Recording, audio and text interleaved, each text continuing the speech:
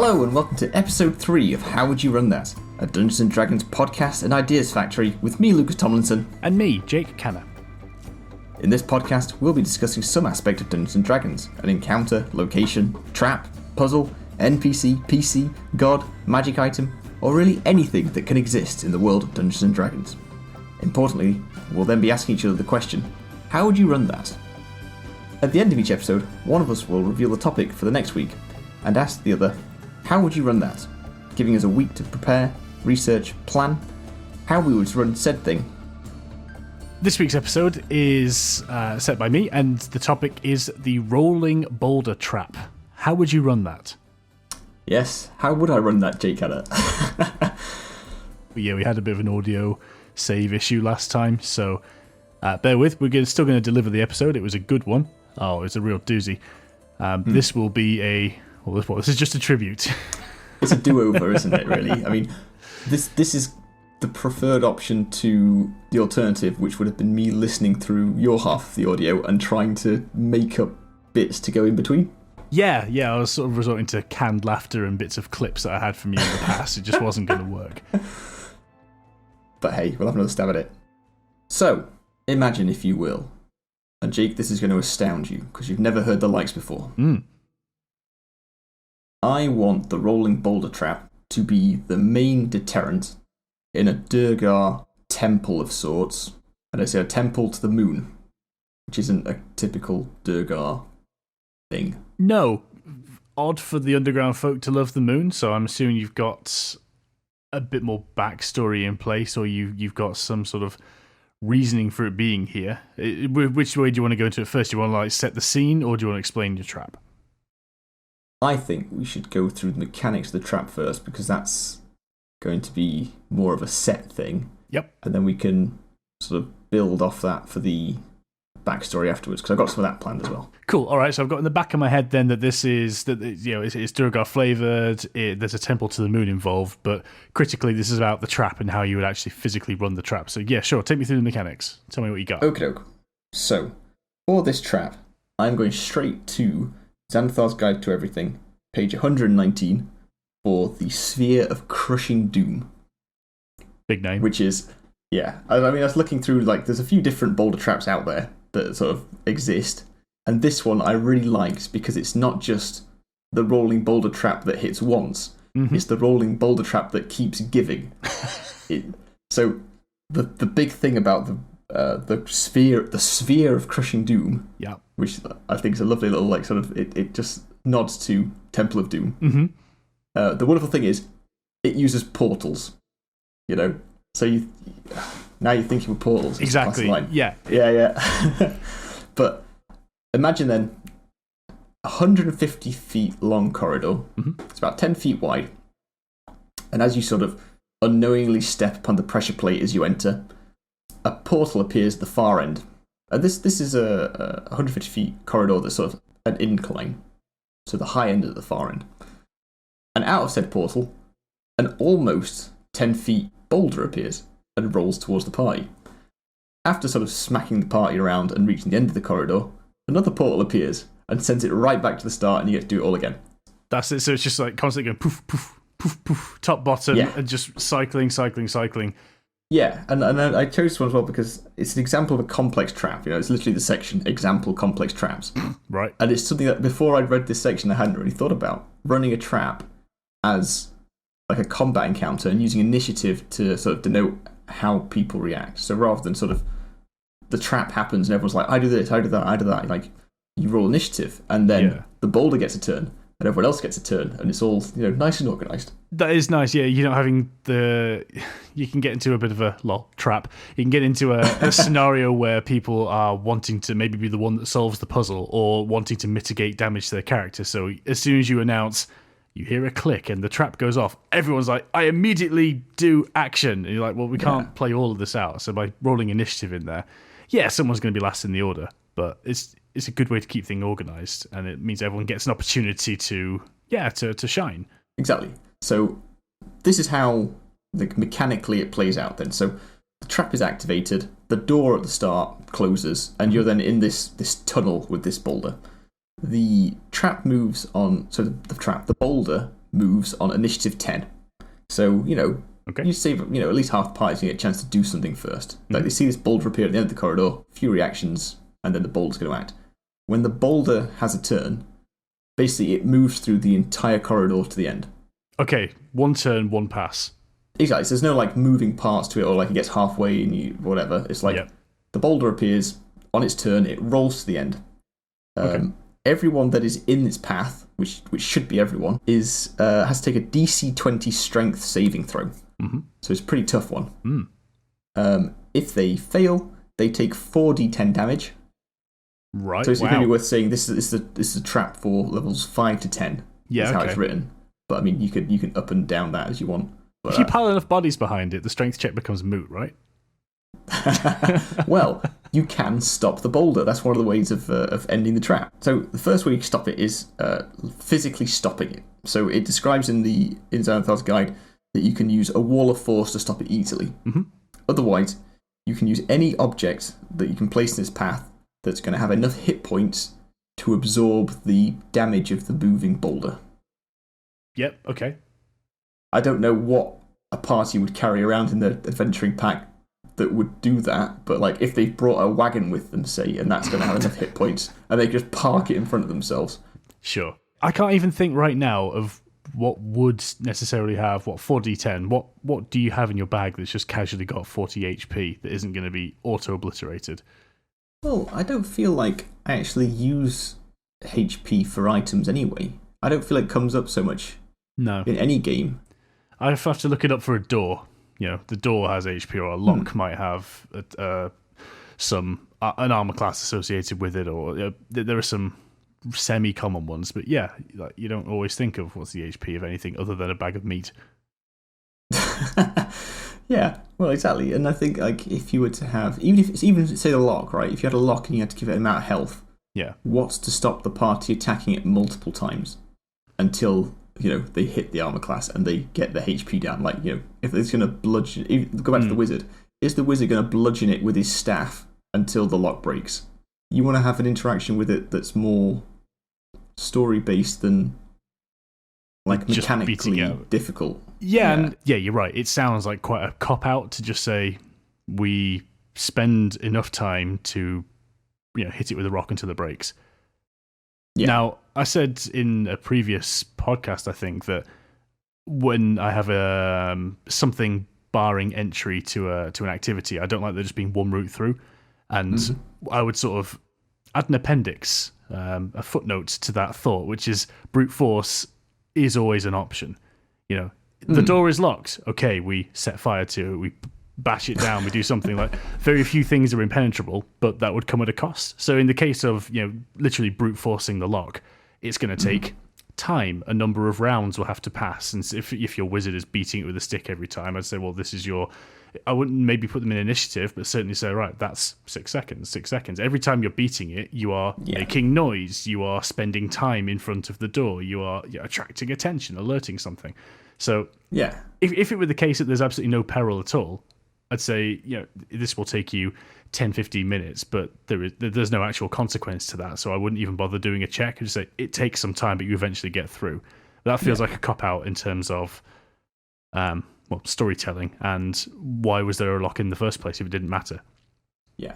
Well, I'd say then it would be worth having the check, and this is how I've done similar things in the past where, it's not a straightforward task, but it's not difficult, and it's not something that you wouldn't be able to resolve if you were to keep doing the same thing for time. So, like, say, if you were a rogue that was great at lockpicking, and it's a regular lock, fine, have a check, see if you do it. If you roll low, then the way I play that out is it takes time, but I'd describe it. So, you'd be something along the lines of, you hear the click, but it's not doing what you want it to, and you can see the frustration on your face as you do it, and the rest of the party is sort of like, tapping their foot and waiting, and sort of describe it in a way that's, this is more thematic, the fact that you're failing for whatever reason, but you get there.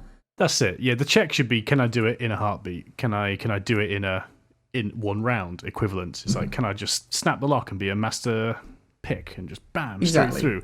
Versus, as you say, phoning the locksmith and letting them turn up and do their job procedurally.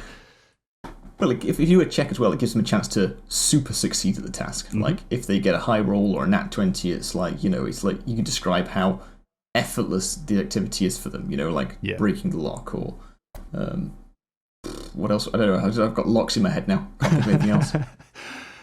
It's a funny one, isn't it? Because ultimately the goal is open the lock. So it's kind of hard to critically succeed in opening the lock. But maybe you'd say you do it in such a way that's absolutely silent, and therefore there's no chance that anyone on the other side would hear you open the door. Whereas if they'd really fumbled with the lock, it's like, okay, you've opened it, but maybe they heard you. Yeah, also works. But yeah, never done HP on items. Right.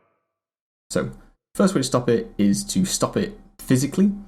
And the second way to stop it that it describes is to disrupt the portals. So you've got the 2 portals at either end. Either portal can be neutralized with 3 successful DC 20 Arcana checks. So you have to first identify the portals as being disruptible. 3 checks of DC 20 intelligence will break one of the portals effectively. So the boulder will either not reappear at the top of the corridor or it'll smash into the wall when it gets to the bottom. Yep. Which it also describes as not blocking the exit, so it'll still be possible to get out. Or alternatively, you can do something like cast Dispel Magic, which, again, it needs a check. You need to get past a DC 19 Arcana check. Wow, yeah, okay. So there's only one easier. But there's only one of it. Yes. Oh, no, 3 successful. Sorry. So it replaces... Right. So it's either 3 regular Arcana checks at DC 20, 3 Dispel Magics at DC 19, or a mixture of the 2. Gosh. So yeah, it's definitely setting itself up to be a difficult thing that's going to get a few repeats. By saying you have to do 3 successful Arcana checks, okay, yeah, the DC's high, but even without that, that's saying your 3 events have to occur where maybe you've only got one person that's magically inclined in the party, so you're thinking, okay, that could be 3 entire combat rounds going round before they can disrupt it. And then I would want to make sure then that I'm putting in some flavour, some theme as to what are they checking, because otherwise it just becomes arbitrary, roll this dice 3 times, and it feels like you're stalling for time. So I think it would be good to put some story or some development or something behind each successive Arcana check. So maybe there are 3 runes in total. You can only mess with one at a time, or what else could we do? Yeah, I mean, in my head, I'm imagining these sort of floating glyphs, in the air, and the portal appears and disappears at the point it's required. So, if these are, they're not just, wafting their hand in these symbols, but, tickling the magical smoke. Get out from there. When you try and put your hand through a strobe light or something. Yeah. This sort of, it's a bit smoky, lighty glyphs sort of bobbing around in the air. I'm with you, yes. Yeah, so I think to make it more obvious maybe to the party that these are significant in some way, when the boulder gets to the bottom after it's dealt its damage, at that point saying the glyphs sort of they illuminate in a certain pattern. Yeah. If you've got a red one, a green one, and a blue one, then you just have them go blue, blue, red, green or something. And then the party thinks, the pattern's significant. Yeah. And then that's a good place to put your first Arcana check, then, is it? So, the boulder comes around once, and then you describe this thing, this event. The glyphs light up, and then it's still on your player to figure that out. But they can say, "I want to." Do I notice anything weird about it? You say, "Okay, roll Arcana check," and they do. And if they pass, it's like, right, you are now bestowed with the information that these are runes, they're glyphs, and you think because of the way they pulse, you would be able to disrupt them somehow. So you're sort of giving them a little bit more with each successive go. I think what I'm trying to do is I'm trying to make it feel less like a stalling for time tactic. Okay, yeah, I see that. Yeah, if it's just you roll Arcana, pass, fail. Yeah, what happens? Why is that good? Yeah. Okay, so let's imagine then it is some sort of magic user, or someone that's proficient in Arcana. Yeah. Proficient in Arcana. You could describe how they recognise the school of magic as from the portals. So they recognise it as conjuration magic. Yeah.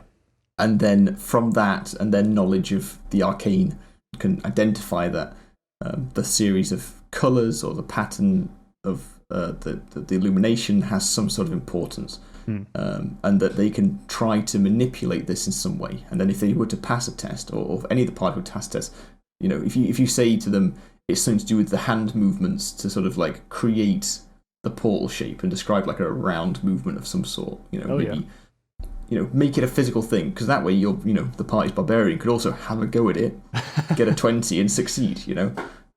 So that's sort of how we're sort of dressing up this 3 Arcana check rule straight out the book, is saying that one of them, either through the first Arcana check, or maybe if they've gone in with Detect Magic up or something, the first thing they get is you realise it's Conjuration that's basically doing some teleporty stuff, and in that same check you're also able to disrupt one rune, or are we saying that there are multiple runes to be disrupted, or is it just that there are 3 levels of understanding before they can kill the portals?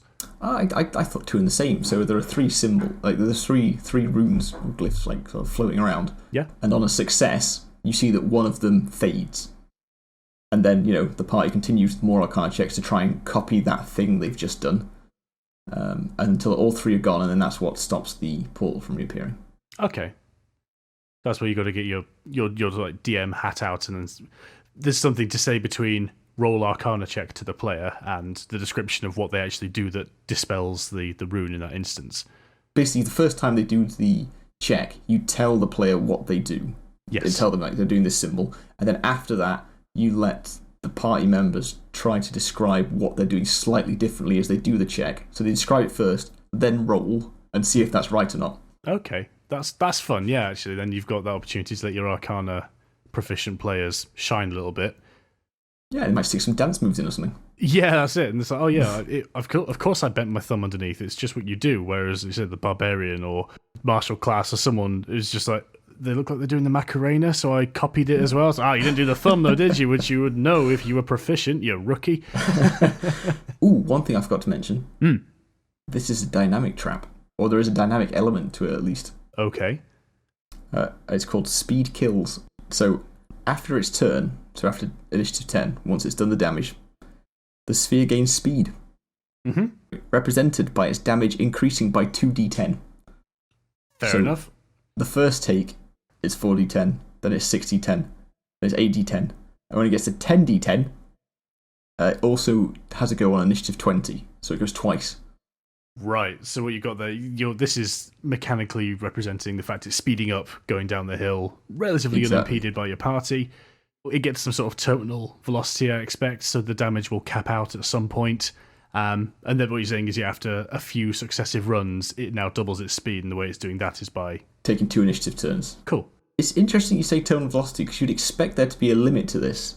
As an engineer, yes. From the rules as written, there's nothing about the maximum. It just says when it's 10d10 or greater, it does this. Wow. Okay, so here's the kicker then. So because this trap is potentially far too dangerous for any party, and you don't want a TPK, the way I thought about getting around it was that if the trap was getting too dangerous and we've got people making death throws and sort of the fun's being sapped out of it because it seems like an impossible situation. Because you got to think, if you've got spellcasters, they're probably the ones that are going to fail those strength checks and take the most damage first. So if they're not around to do the Arcana checks, there's probably a tipping point where the party is just ballsed. Yeah, if your magic characters are down, your non-magic characters are not going to think to do a magic check. Yeah. Well, even if they try, they've got to get that nat 20 if they've not got a modifier. Yeah. But I thought about how you could end it early without it seeming like too much of a cop-out. Okay. So, given that this sphere is going faster and faster, I think at some point, at that tipping point, say, when it's just it's a bit not fun anymore, have the ball desync with the portals. So, some slight miscalculation in how fast it's going to go for those portals to have to appear means that at one point when it gets to the bottom or gets to the top, one of the portals closes too quickly, and it just slices through part of the boulder. Oh, I like that. So either at the bottom it slices through half of it ends at the bottom, the other half appears at the top again and just sort of slides down and doesn't do really anything. Yeah. Or just have only half of it appear in the top portal sometime. And just skitters halfway down and lists to the side. Yeah, I like that as well, because it sort of lends to that same problem that I think we've identified in the rules as written, in that it says it keeps going on forever and ever and just keeps getting faster. Now, to try and introduce some reality into our fantasy world, that can't be. So at some point, if someone's assumed, yes, if it's still going, then the timing of the portals must be thus, and it's not. So yeah, it's more likely to smash into the bottom or something. I like that. That closes that little loophole for me. And the reason I thought of the WHYRT D6, and you could probably get this with a high investigation check, say if like a DC 20 or something.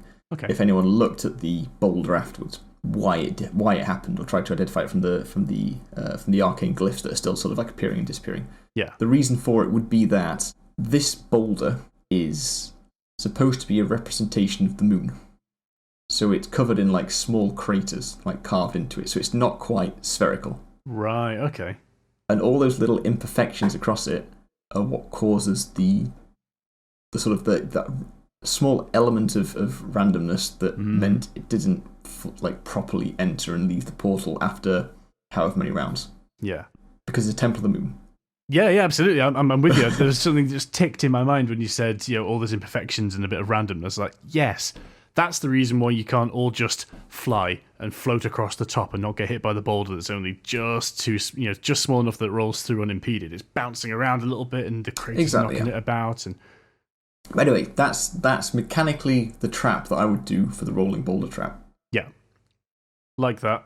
Straight out of the book, bit of flavour, a little bit of thought around an escape route, so it stops being unfun. That was my initial idea. Anyway, have this moon boulder, and do that trap. When we talked about this initially, you had the great idea of changing up what that boulder could be. It was about the runes. So when you mentioned, because I'd had in mind that your runes were basically static, 3 of them just there. This almost like a teleportation circle has a rune code associated with it. This would just like glow into existence and turn on, turn off.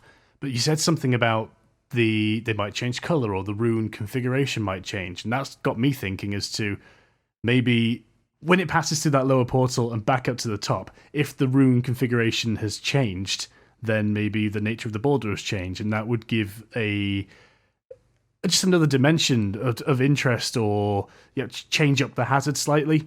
So it might be that your Arcana check or whatever wasn't the massive DC 20, but perhaps it was in a lower category, and instead of dispelling completely or nullifying the rune, they just changed its nature. So instead of a boulder, a stone or moon-shaped boulder coming down each time, maybe they've changed the nature, and now it's a slime ball or a lava ball or use of like a bubble or something.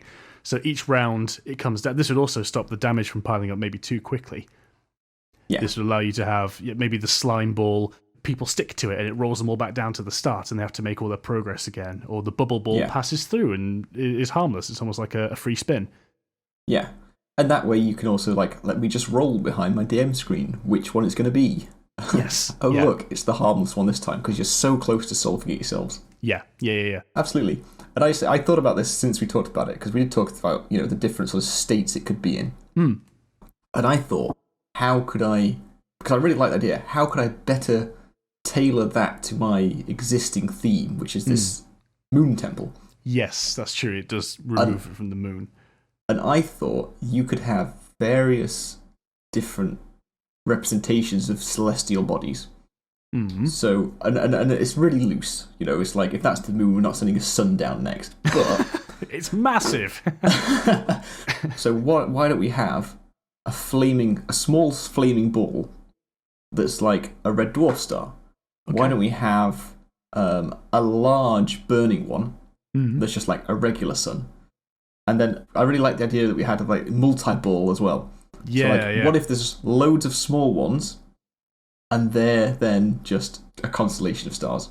Yeah, meteor shower or something. Oh, that'd be good. Rather than like one rolling down, it's just like you could use the spell. What is it with the small meteors?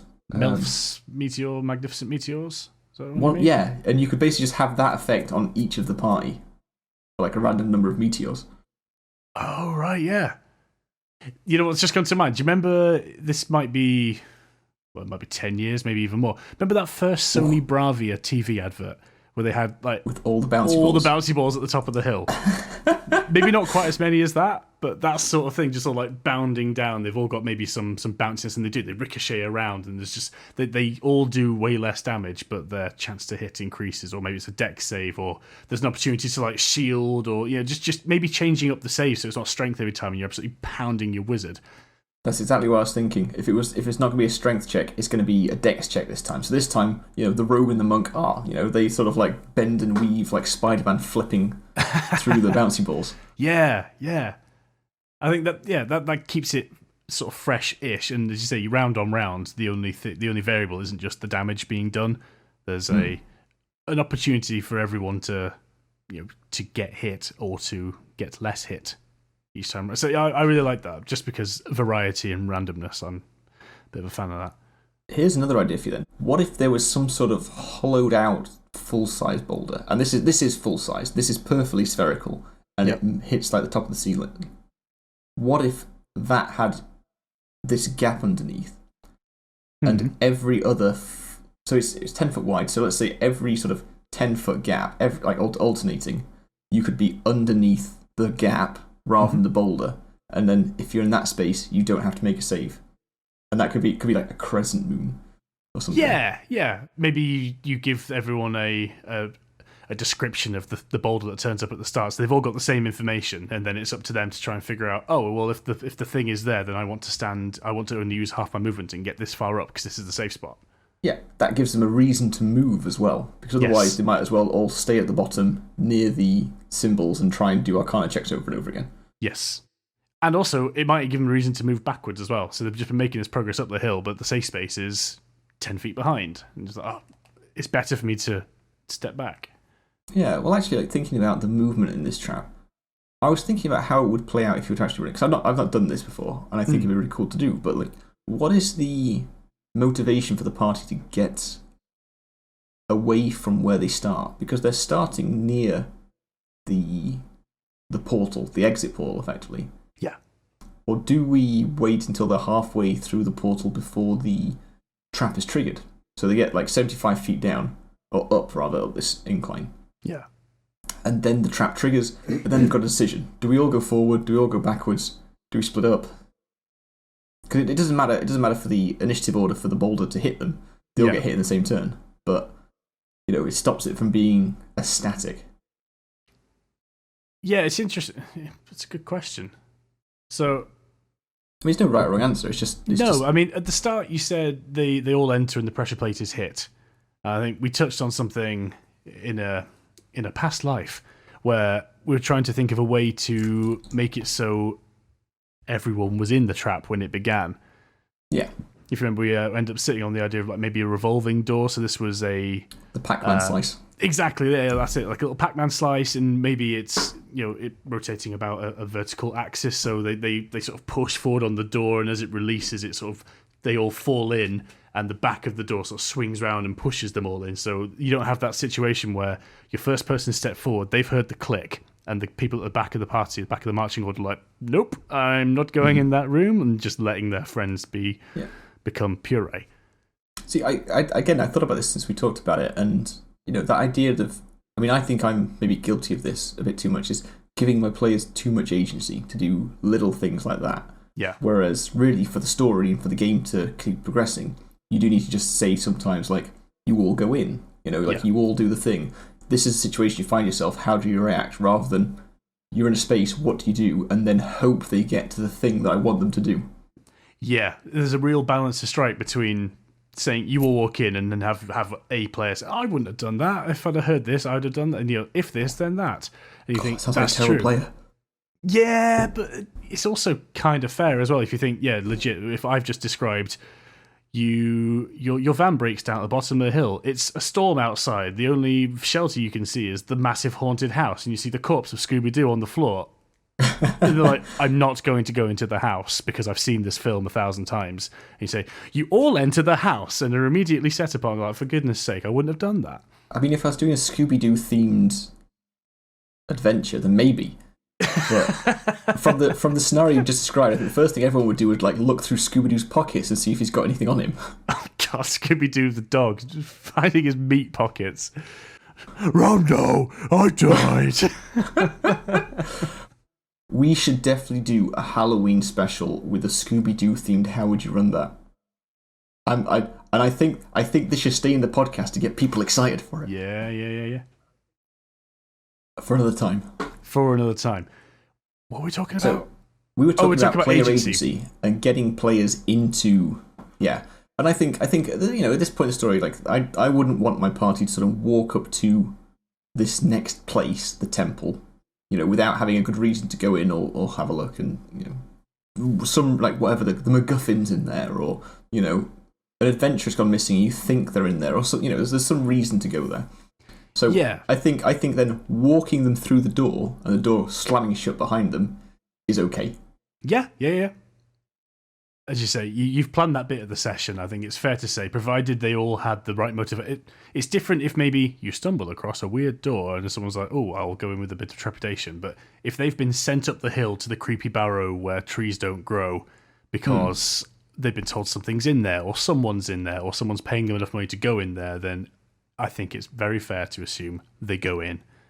Exactly, and that's what's happening in this situation. So this isn't. Yeah. I mean, this is this is where the Durgar lived. This is not in the middle of fantasy city. This is out in the sticks, out of the way. People are scared to go there.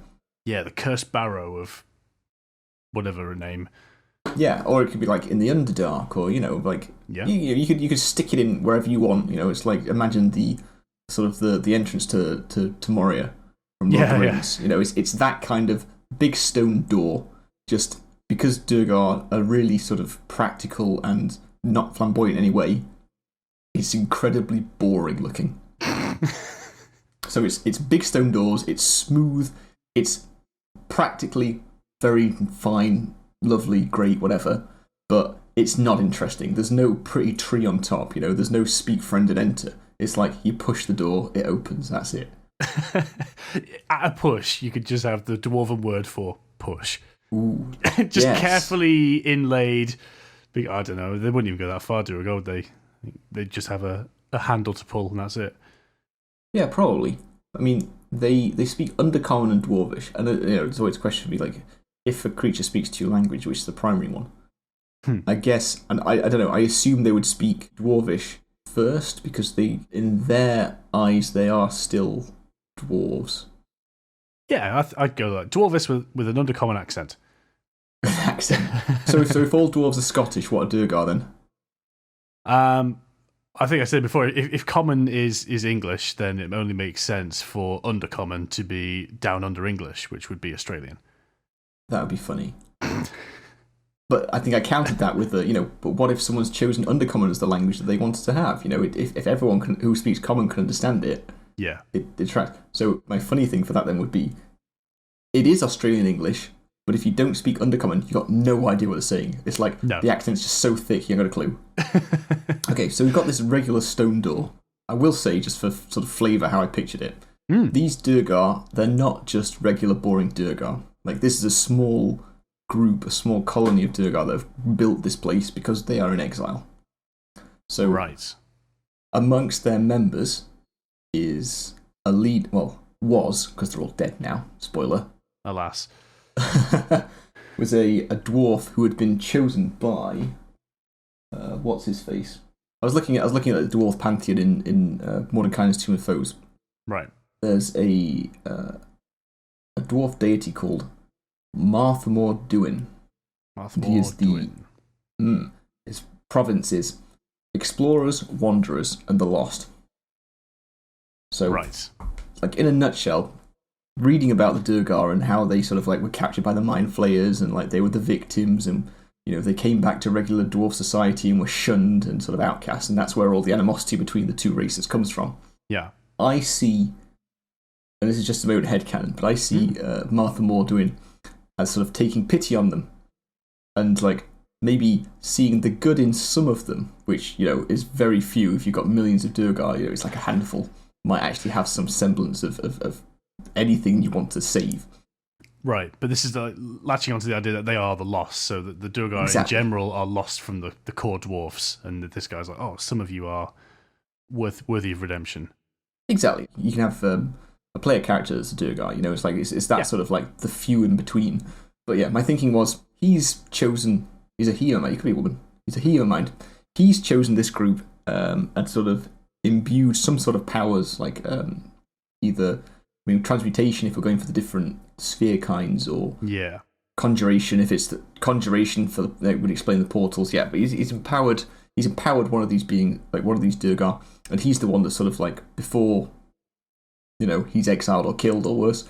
He's gone into self-exile and he's taken his family with him. Say, okay, they've gone off, and that's why they're not with the main Durgar city or place in that setting. Yeah, okay. So, okay, right. You've got the dwarves. The Durgar have come off there as an offshoot, and they've had their plight, and then this is now a further offshoot of the Durgar, but almost on like a road to redemption, trying to... Yeah. I'm thinking it's like, it's no more than like 20 Durgar, and this is just a small enough, one location that's not going to take weeks for the party to explore. You can probably get in and out of here in one session. Cool. So I'm explaining it like in that way. The way that they've sort of found their way here and wanted to build this temple-y area, like this new home, is that the leader had visions of the moon, and that's what he didn't know what the moon was. He's lived in the Underdark his whole life, but he had this vision, and that's what sort of like called to him to leave and to go out, and that's why they're maybe close to the surface, or the entrance of their place could even be like above ground, like into the side of a hill or a mountain or something. Right. Okay. So that's what I'm thinking. I mean, the way that the party would find this out would be through writings or something that's in the actual, like at the end of the tunnel. After you got past the Boulder Trap, that's where you find the Durgar live there, and like that's where their beds are, and like that's where they grow their food and whatever. Right. On my list of questions about the trap, because we said before it's such a cliche trap, the rolling Boulder Trap, and it's so impractical. It needs a lot of space. You got to think, who does that? Who's using this trap, and what are they guarding, and why? So I'm glad that you've got that amount of setting planned, because I would love to dive into that a little bit more once our guys are through the trap.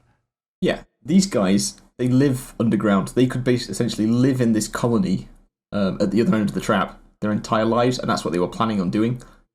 This rolling Boulder Trap, the Sphere of Doom, was their main line of defense against intrusion. Mm-hmm. Yeah, and they would have been quite happy living out their lives in this little place, praying to the moon god and being the best little Durgar they could be. Right, cool. But, unfortunately, was not to be. Oh, no. Yeah, they're all dead. Oh, no. It's a tomb. But, so once you get through the trap and into the sort of the main hallway area, you find that they're all the Durgar are sort of laid out ceremoniously, clutching their most treasured belongings. So it might be a nice pick, or, what else like a tankard. Whatever Durgar like. So hammers, picks, rudimentary craft items that they've created, because they're not supposed to be the most creative. Yeah, simple functional tools, that sort of thing. Yeah, like perhaps they've etched a little moon symbol, like a crescent moon, onto the side of a tankard or something. Right. Nice. Yeah, so it's like really, really basic stuff. Like nothing's worth any value that the party are going to want to, loot upon. It's very sort of basic, bare bones place. Otherwise, there's like long tables and like seats and like a throne at the end. And the sort of idea I had was that at the end on this throne is sort of like the last of the Durgar, like the last one to succumb to whatever it was that killed them all off, and he's holding some sort of like tomb that contains the sort of rise and fall, like basically all the backstory to that group. So, if anyone in your party does speak Dwarvish or Undercommon, if they would spend any time sort of looking through this book, they could find like the fact that they self-exiled, that they came here and tried to, start a new colony, and ultimately that they all died off slowly. And this guy had the grim task of laying out his fallen friends one after the other until he was the last one. So a sad story, all in, and I guess it's kind of nice that it's not culminating in a fight. You don't just like burst on in like the ghost of the Durgar all come together. Oh, for goodness sake, we just have this trap. It's just like you've gone to explore this thing, and this one is just a room full of dead, sad stories. Yeah, I think that's good as well, because like if you get in the habit of having too many encounters or too much combat after another, it can sort of lead to the party just wanting to rest all the time. which is fine. If you've taken a beating, you want to rest up, get your spells back, whatever it is. Yeah. But if you're having that sort of stop start all the time, I don't know. For me, it just breaks it up a bit too much. It's like the time you need urgency, the desire is still to have a bit of a rest. Yes. So by mixing up, by having not combat encounters after like some sort of damage encounter, it can sort of help encourage that sort of behaviour other times. Yeah, and that's what you've basically done with this session then. If you're planning it out as a full session, you've got like the trap is the session. That's the encounter. Like the setup is go up here and investigate this place. The payoff is you've defeated the trap, you've bested it, you've figured it out. So there's a puzzle for your physical players at the table or players online rather than just the characters necessarily. Mm-hmm. Yeah, I've always found that with puzzles, it's testing the brains behind the character rather than the character sheets themselves, usually. Yes. And that's a different kind of fun, different kind of payoff. Some people bloody love a puzzle, and it's good to reward that. I think it's nice that you said, right, this then, therefore, is the event. This is you're not just using a trap as a sap of resources. You're not just using it as an opportunity to pepper your party, weaken them a little bit, soften them up before they go and fight someone who needs to pose a bit of a challenge. Mm-hmm.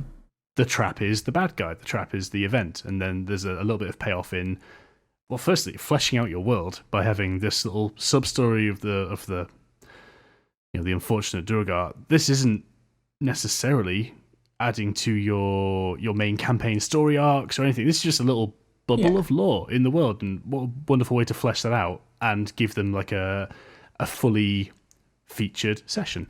Yeah, that's exactly what I was thinking. It's sort of like it has a start, it has a finish. There's something to do, which is the encounter, and then there's a bit of like story and investigation, and importantly, I'll come on to it, a bit of loot at the end. Hey, love a bit of loot. Yeah, but there's like it's an enclosed story. It's like you can do it, a time when one of your party members isn't there or something, and then they all meet up at the tavern again afterwards. Whatever it's going to be. Yeah, you're all drinking out of these weird tankards with moons carved. Why didn't I get one? Yeah, with the Moon Tankard Club now. Oh, god damn it! You missed one session. It's where all the best in jokes come from. But yeah, so that was my thinking. It's going to be a bit of a sad story. It's there if they want to take the time to read through it. Not everybody wins. Like, this is just one opportunity for a story where some people did a thing and it didn't work out. Bummer. Yeah, and I guess in a fantasy setting where there's supposedly dungeons and tombs and stuff all over the place. Yeah, this is one reason why there is one. It's nice. I like it. It grounds it quite nicely. Yeah. So in terms of rooms, you've got this main grand hall room. I say grand. It's like to anyone else, it's like a mediocre hall. It's very plain. And then off that, you've got like maybe a dorm room with some bunks, or like maybe a few of them have individual sleeping rooms. But like again, they're not really bothered about material things so much. So I just picture them all sort of sleeping in holes in the wall with maybe like a nice pillow or something. Little cubbies. Yeah, they need some sort of room where you grow stuff. Like if they're eating mushrooms, like it's Dwarf Fortress. Like you plump helmet room. That's the food supply. Maybe an armory of some sort, or like some sort of prayer room. It doesn't have to have loads and loads of rooms to be massive. It can just be like quite small and enclosed. And yeah, imagine you've got like 15, 20 Durgar living here, toiling away to make food and do the little prayers, like a little commune. Nice. Okay. I don't know which way I want to take it from here then, so I kind of want to know what killed them and why they're all dead. I had a few ideas. So you could either have it be some sort of unknown illness. These guys are from the Underdark. Maybe being so close to the surface for so long is bad for them. While I was thinking about it, one sort of image I had in my head was of this something in the central mediocre hall, like allowing moonlight to come through. Like some sort of I don't know, like a long pipe or tunnel or something like directly up from there. That then this also allowed something else in, or Durgar have got sunlight sensitivity. Perhaps moonlight, given that it's a reflection of the sun, isn't quite as bad. Like they don't feel it directly, but this slowly poisoned them, or something like basically like any sort of something that they couldn't do anything about worked against them. Sure. Or the crops went bad. Like the kind of mushroom they were growing didn't like the soil here, and they had no other option because they were not a diverse group of Durgar. They just, the ones that could go went. And then whatever it is, you just describe it in the sort of tomb of information, like, more people have fallen ill. Someone was the first to die. He had blotches on his skin. Whatever. Like, yeah, sell it. Yeah, a little bit.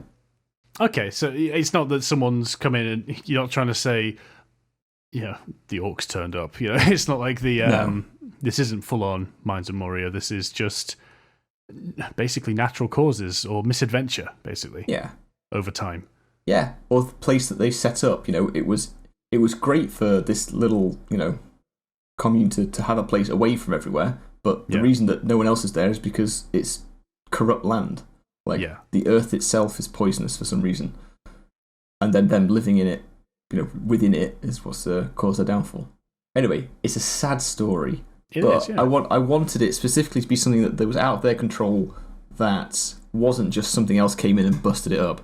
Yeah. Because that way, you can have all their stuff still there, including things that the party would want to have. Okay. It doesn't make sense for, the orcs came in and killed everyone, but they left this legendary hammer. Glowing in the corner, looking magic as hell. Yeah. So there are a few sort of like straight out of the books magic items that, are about the moon. Right. The first one being the moon sickle, which is in Tasha's Cauldron of Everything, page 133. That's not like a popsicle, like ice lolly. No, it's like a sickle, but in the shape of a crescent moon. Right, that makes more sense. It's a weapon it's a class-specific weapon, which I thought was interesting. So you can have a druid or a ranger wield it. It can be +1, +2, or +3. And it can also be, I think, a magic focus that adds to healing spells. Cool. So it's a bit of a, all-round buff for healing, and also like, it's a magic weapon. So yeah, you can punch ghosts with it. Yes, you can punch ghosts with your sickle. The next one was the Moon Touch Sword, which is basically like Sting from Lord of the Rings, but it just glows 15 foot of light at all time. At all times. Yeah, and that's from Xanathar's Guide to Everything, page 138. Okay. Does it have anything else to it? Is that also like a +1 sword, or it's that's lit? It's just moon touched. It's not moon infused. Right, okay. So it's just constantly glowing away, humming, ruining your sneak ability. Yeah, I guess so. I mean, 15 foot is rubbish, isn't it? I mean, if you're a creature that doesn't have dark vision anyway, and you can see 15 foot in front of you, like, that's a quarter of what most things can see, like 60 foot of dark vision. Yeah, I mean, that's ideal for a fighter who only needs to see what's 5 foot in front of them so they can hit it with their sword. That's it. Just sort of nonchalantly walking through a cave. It's like, it's fine. If they get close enough, I'll sort them. But yeah, outside that, it does seem... I bet there's some really creative uses for it, but none of them are jumping out at me right now. I suppose you could sheath it to turn the light off, effectively. Yeah, I mean, you're not always waving your sword around. No, that's a fair assumption. I'd almost rather you had like 3 daggers made out of that sword, so you could at least throw them into 3 different points up a wall, or for tung tung tung, and like moonlighting for the bedroom or something. Yeah. Like the bard's like, hold on, honey, pulls out 3 daggers and like flings them into the ceiling. Yeah. Interesting. But anyway, that was my sort of small world that I would use to explain this Boulder Trap. Anyway. Right. I've got to pick you up then. So you said there were 3 items in the books. That was 2 items. Oh, yes. Yes, the only other one that I found was the Moonblade, which is like a sentient sword. But I thought, like, given that it's sentient, that's a whole can of worms. I didn't think about putting that in there. I can sort of see why, yeah. If you just try and make this as a single enclosed session of go explore the place, find the sad story, defeat the trap, then fine. It doesn't really make sense. As soon as you put something sentient in there, that's something that's still alive. That's a survivor. That's got motives or... Yeah, I mean, I guess the fact that I was planning on telling the story anyway through the notes, like this book, you could have that delivered in the same way by the sentient sword. But, when you get into the realm of the sentient sword, like, you've got to think about so much more, like, where does the sword come from? What happened before the sword came to this place? What does it want? Why is it sentient? Yeah. Yeah, it's like it opened, like, if you're going to plan a sentient weapon, you have to have so much prepared because if you're gonna try and make that up off the cuff, it's gonna be difficult. Like that's the session's worth of prep on its own. That's it. I think I will refer to what we sort of said last time because we riffed off it for a while, but it doesn't feel anywhere near as organic to try and do it again this time. I think we touched on the thought that it could be a pick or a different kind of weapon instead of a sword, so it fits in with the theme. Yeah, but maybe that would be a reason for them all to be dead. Maybe it was a magic item that was given to one of the Durgar, and that they didn't get visions of their god. They weren't being rescued. It was just like the machinations of a cursed sentient sword or sentient item. We said that was maybe that was the source of the whole downfall. It led them astray first. We talked about it being some sort of hexblade item. That's the one, yeah. Yeah, so the idea that it was it's sentient because it's a sentient creature just communing with these guys through the weapon, and it needs a certain number of souls, say 15 to 20.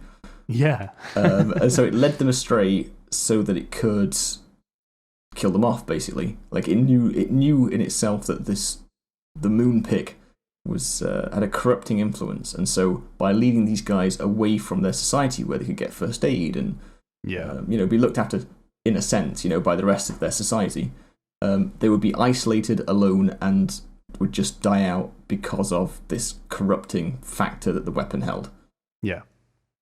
Yeah. That was really good. I'm sorry again that I forgot to save my audio. I think I remember some of the highlights. So that was the core one. So this was a complete walk away from your idea of this lovely redemption story. It was be sort of corrupting it on the fly. But if you absolutely wanted to turn it into something that had further legs or further campaign-based implications, then consider the idea that one of your party now picks up the moon pick, and maybe much like the Durgar that fell for its charms the first time round, then maybe like a low charisma or low wisdom character, and now all of a sudden you've got maybe like the other half of the tale can unfold itself as the sentient item communicates with that particular party member. Maybe all of them, or maybe just the one it thinks it's got a hold over them. So maybe it's like, I need 30 souls, and it's thinking something's going to go right, but only 28 come up to the top, and this weapon's like, damn it, I needed 2 more and I haven't got enough. And then all of a sudden your party walk in, it's like, bingo, they'll do. And so then you've got the idea that can spin any way you like, but you could take that so your party maybe finds out about it and tries to confront the sword or confront the pick or something, or go down to the 9 hells and find the demon that's imbued within it and release your character from the curse. You could do all sorts if you really wanted to turn it into a campaign starter, Yeah, I mean, so if we're talking about devils wanting souls, then classic currency, universal. Yeah, well, yeah, in the realms of Dungeons and Dragons, the 9 hells, devils want them souls. But let's say he thought he had enough Durgar to get it, but the devil he signed the contract with sort of cited some subclause or something where he didn't directly count all the souls because Durgar were excluded, or the way that they died through the corruption, because it was indirect and not at the pick's hands, doesn't count. The contract specifies that the weapon itself has to deal the blow or something like that. So it's not just the soul, you need to be tainted with the blood, or you've forgotten the exchange rate of Durgar to other dwarven souls, or this has been going on for hundreds of years. There's inflation to consider. You could have the pick being really like blatantly honest with the party. It's like, look guys, I've been here for hundreds of years waiting. Like, I just need 2 souls. If you use me to kill 2 things, I'm free. I'm out of here. Yeah. Pretty please, can you do it? Yeah. Like, you're gonna kill somebody, do it with me. Pretty please. It'd be so irritating. That's such a twist on your normal cursed item, trying to manipulate, befriending and actually just like pleading, or trying to play on their mercy rather than their weaknesses. I think that's fun. Listen, guys. Yeah, I'm so bored. I'm 2 souls from retirement. Oh, fantastic! I like that a lot because you could make that play out in a number of ways. Like if they were to pick him up and take him on, is it going to be bad if this guy meets his soul quota?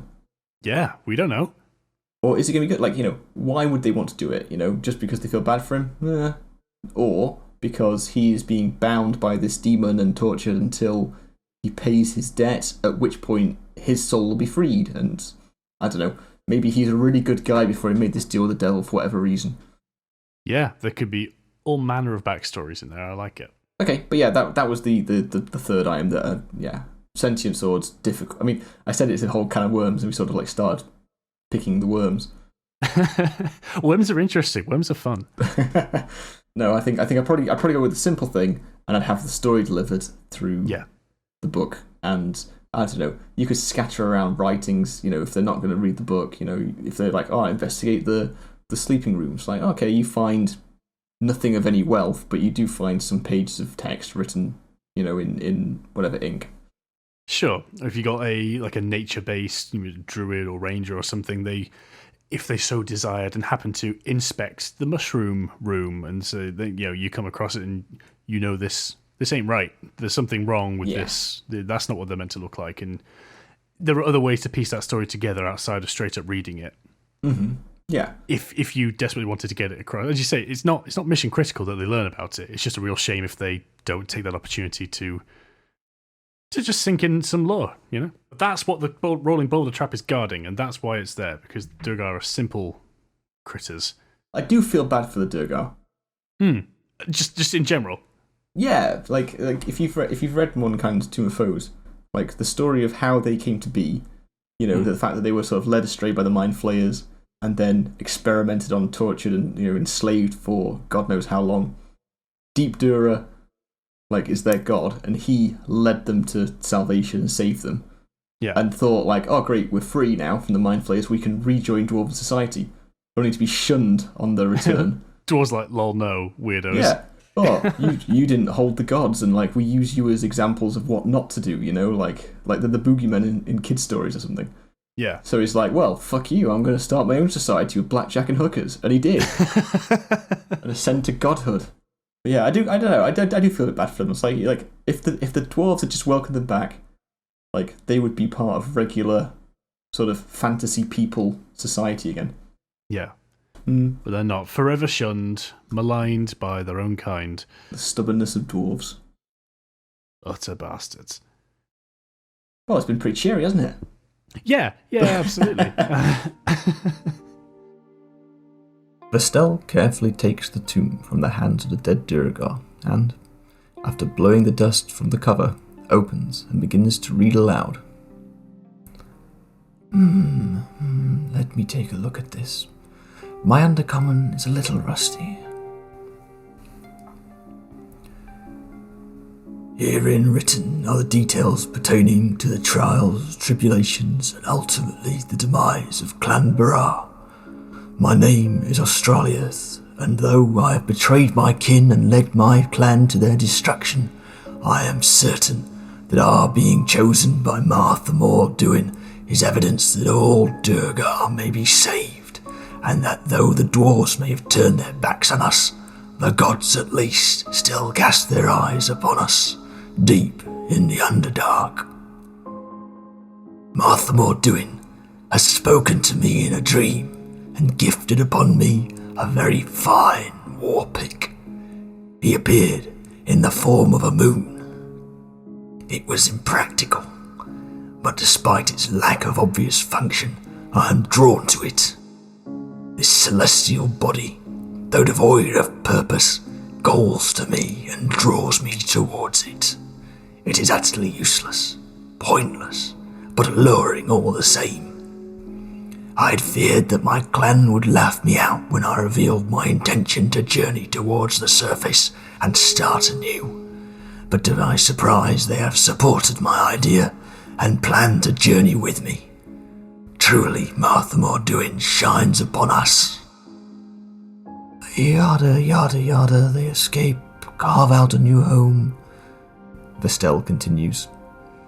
They called it Martha Morduin's home. Not very original. Oh, this bit talks about the bright soul that thought up the portal boulder thing. Really quite funny. If only they'd factored in the embellishments. If the thing had been a perfect sphere, then it wouldn't have caused the thing to slice in half when it was speeding up. It would have just kept going indefinitely, surely. That would have been a much better defense. Crunk shoots her a dirty look as he pulls a tooth from his mouth and spits a thick mouthful of blood to the floor. He had to carry Snips and Fancy Boy Fortescue into the chamber where they now found themselves. His torso ached from the repeated impact of the Boulder Trap. Likely a couple of broken ribs, but not that he was going to admit his discomfort. And anyhow, at least he was still standing. The unconscious pair would need some time to recover. He flicked the tooth across the room and it sailed through the air silently before clinking off the carved stone floor and skittering to a stop against one of the finely smoothed walls. The half-orc's scolding look lifted for a brief moment, clearly impressed with the distance of the tossed molar. His smirk then quickly turned to a full-faced grin as he spotted the hefty-looking war pick propped against the wall next to where his tooth now laid. Now then, what have we got here? Man, that's a sad story, but thanks for putting it together. That is how you would run a rolling boulder trap. Yeah, good topic. I suppose all that remains for this episode then is for you to give me next week's topic. Yes. So, Jake, an order domain cleric. How would you run that? Ooh, yeah, okay. Ideas are flowing. Yeah, good. Because this is a class, like, I've read different things online, like, that it's good, I've read that it's bad, but before I'd sort of, like, looked at it too much, just reading it straight out of the book, I thought, this is something I want to do. I want a character that does this. You know what, I can exactly see why, and yeah, okay. Let's have a little time to ruminate on it, and we'll get right into Order Domain Cleric. Okay. Nice. That wraps us up for another week of How Would You Run That? Apologies again for the slightly abridged version of the podcast, but it's a little hard to be organic a second time round. I'm really, really sorry. I'll never do it again. I promise. Please do remember to give us a like or a subscribe wherever you get your podcasts, and in particular if you're listening to us through the Anchor channel, anchor.fm/How Would You Run That as an acronym. You will be able to leave us voice messages, and we look forward to getting into some of those as they get left. Yes, definitely. I'm excited to start getting suggestions.